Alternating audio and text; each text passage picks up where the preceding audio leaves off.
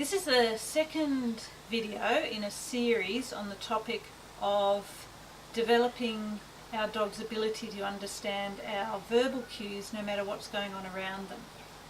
In the first video we were using food to kickstart an understanding of the behaviour by using food as a lure, the food being presented before the behaviour. It's a very important step to have the food moved from being presented before the behaviour to being delivered after the behaviour as a reward.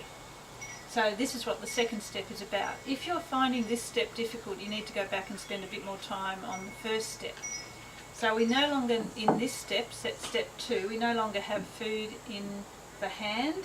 Our dog has learnt to respond to our visual signals. So I'll give you an example of sit and drop,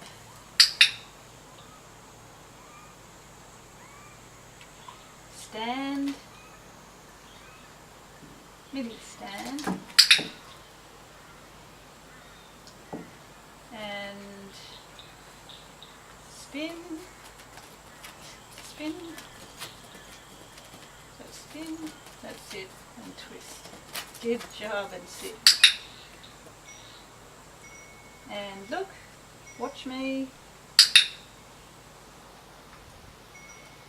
My timing with the clicker was wrong then, and it's a good opportunity to tell you that if you click you must reward, even if you make a mistake. There will be times your timing's out and you click and you've made a mistake. You should really reward to honour the power of the clicker, or the relationship with the clicker to the food. When it comes to adding verbal cues to the behaviour, you really don't want to do that until you're consistently getting the behaviour you want. Adding a verbal cue too soon, you can be labelling an incomplete behaviour or part of the finished product. If you're really sure you're going to get the behaviour you're asking for, then you can add your verbal cue. The verbal cue and the behaviour should come together initially for the connection to be formed by the dog that noise you're making is to do with that behaviour. So don't be in a rush to put verbal cues in until you're really happy with the behaviours you're developing.